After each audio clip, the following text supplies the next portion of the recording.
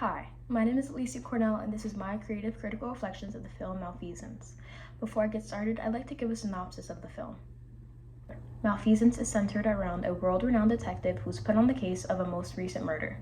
As they investigate the only suspect, a young girl with detailed connections to the victim, he realizes that there's more to the case than meets the eye and that nobody can be trusted, even himself.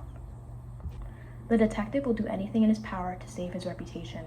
It focuses around relationships, control, paranoia, isolation, and corruption. So we focused on the social theme of class mostly, as it emphasized really the power and corruption of the higher authorities and how it affected the lower classes, being the leading suspect. Malfeasance depicted what the higher classes are willing to do to save their image, and that includes oppressing anyone else that's beneath them. Another theme we actually focused on that isn't as much discussed is gender. The higher authorities, being men, increased efforts to control the suspect, which is a high school girl.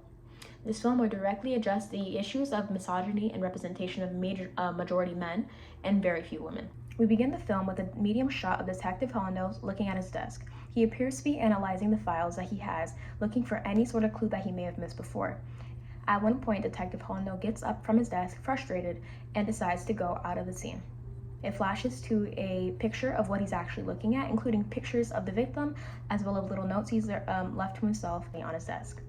From there, we go from the desk and pan upward toward the corkboard, showing how much effort Detective Hollindale is putting into the case. We slowly zoom into the suspect that Detective Hollindale is mostly pinning the case on. At this point, it mixes into the actual scene itself of the suspect in her natural environment. This is a conversational area where the suspect herself, known as Alexis, actually has a conversation with another friend of the victim. Her name is Lily. They go back and forth about how much they miss each other and how often they barely even see each other. We include reaction shots in between when Lily's talking to Alexis, as Alexis has sort of a flashback whenever she brings up the victim's name. This shows how deep of a connection that Alexis may have had to the victim and leaves questions for the viewer as to why she may be reacting this way. We end the opening with a scene of Alexis looking in the mirror. She's appearing to be pondering herself, full of thoughts, but we don't know what yet. From there, she gets startled and she leaves the room. We're left off there. Similar films to Malfeasance include Gone Girl, which is about a woman who frames the disappearance of herself on her husband. It focuses on themes of relationships, manipulation, and trust, similar to Malfeasance. Batman is also another film that is kind of in the same area as Malfeasance, as it depicts a lot of corruption and detective work within the city of Gotham. The story of Malfeasance has continued to contort and develop as we develop the film itself. We tried to use the convention of the federal government and the police being right, and challenge it by leading the story and flipping this narrative. We did this by leading the story from the detective's point of view, what he saw versus what the leading suspect actually experienced. In regards to mise-en-scène, we made sure to emphasize the stressed and chaotic nature of the detective while also displaying the contrast between his evil nature and the leading suspect's anxious but innocent character. Our camera work was intentionally to add as much context as we could in the limited time we had, such as the clip of the newspaper recording the local murder. We also did a conversation scene which directly transitioned from the board of the detective, allowing any viewers to connect his obsession to the girl to the actual girl themselves. Throughout the process of research, we wanted to hone in on the effect it will leave with the audiences, which is why we chose 21st Century Fox. This production company has proven itself surrounding the crime-related genre, allowing for the implicated audience, which are young adults, as we marketed towards the idea of political injustice, to be fully enamored with the film. It would be exhibited in large theaters and Disney Plus, as Disney Plus now owns 21st Century Fox, and by doing this, we'll also reach a greater amount of viewership. My production skills developed during this project by being given the chance to practice and experiment the techniques that have been taught to me throughout the school year, which also gave me the chance to grasp a sense of what my skills are better in and what they aren't. Seeing the potential in clips and spending hours and hours on end editing them to be a seamless video has proven itself to be very difficult, but shown how extensive the editing process can be even for a small conversation.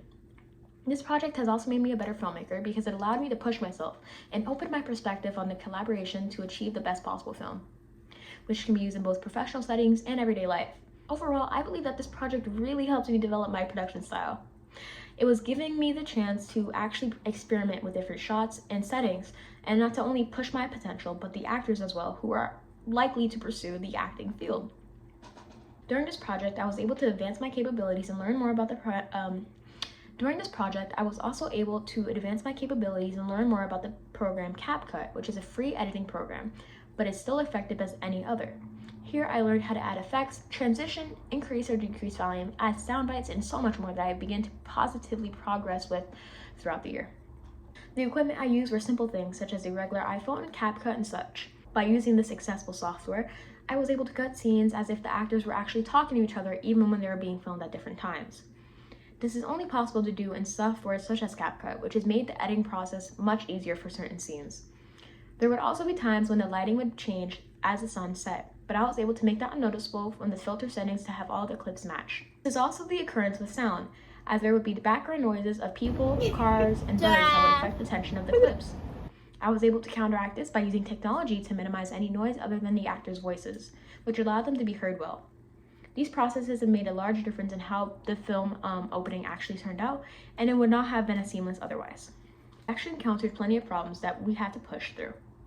Issues such as actors forgetting their lines, running out of storage, the limited space we had, and jump cuts, which were unaligned clips that we had to put together.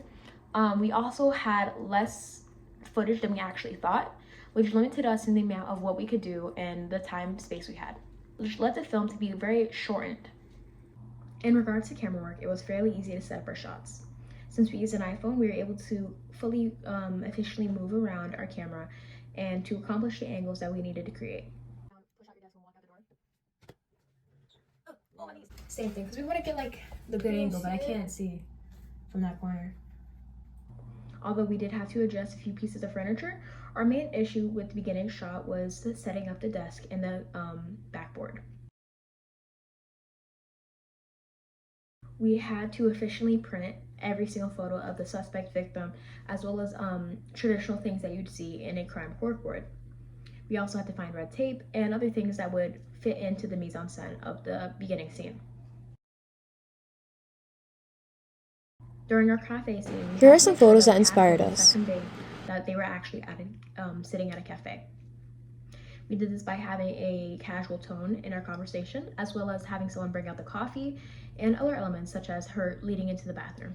Glad we could finally hang out. Excuse me, miss, your coffee? Thanks so much.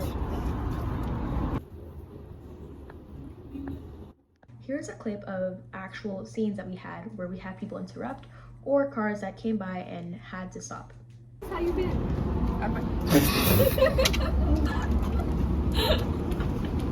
We were able to overcome these issues by isolating sound in CapCut, as well as other editing techniques such as filling in or having reaction shots to cut between the jump cuts. Super close, but at least we have each other now, you know? As well as having actors read their lines in between and just continuously filming so that we just cut it right when they start. It's been such a long time. How's everything? Been overwhelming. Alice went to different schools, but yeah, it just really reminds me of that, so I'm really glad. I didn't mean to. Overall, these challenges were not hard to overcome at all, and we were able to find the proper angles we needed to film, as well as other issues with mise-en-scène, we're able to fix and work around it.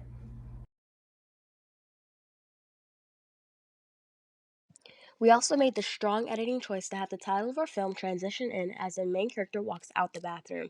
By doing this, we want to add more suspense as to what will come next and keep the audience's attention with the smooth transition into the next scene. Malfeasance by definition means an act that is illegal or causes physical or monetary harm to someone else. Malfeasance is intentional conduct that is wrongful or unlawful, especially by officials or public employees. As you can see, this made it the perfect fit for our corrupted crime film, and we wanted to keep the audiences on their toes. Because of this, some of the film's footage was lost, and so we had to work with what we had and what we didn't have. The editing software could have been confusing at times, whether the filters would randomly turn on or just the amount of length. Some days we did run out of time and we had to just work with what we got. Because of our iPhones, we actually had a limited amount of data to work with. Because of this, we actually ran out a few times. So we did lose some footage that was intentionally supposed to be in the film, but nonetheless, we had to work around that with the time we had. Other than this, the film ran oddly smoothly.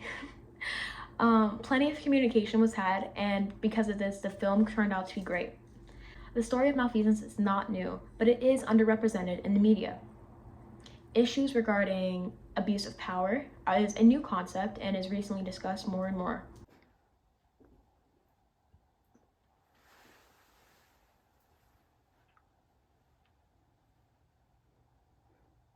Although this did take some time, our final product came out exactly as we planned.